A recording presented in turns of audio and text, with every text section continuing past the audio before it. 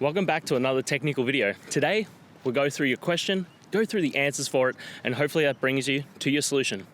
Guys, remember to stay just a little bit crazy to get to that solution just like me. And let's get started.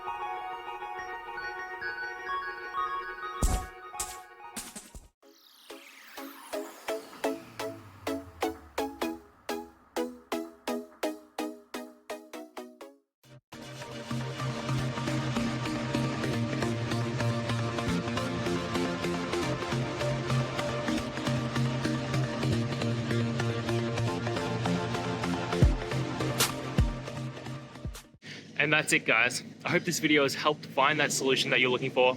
And if it did, please hit the subscribe button. I'd really appreciate it. Now, until the next time that you need technical help, I hope you have a good one.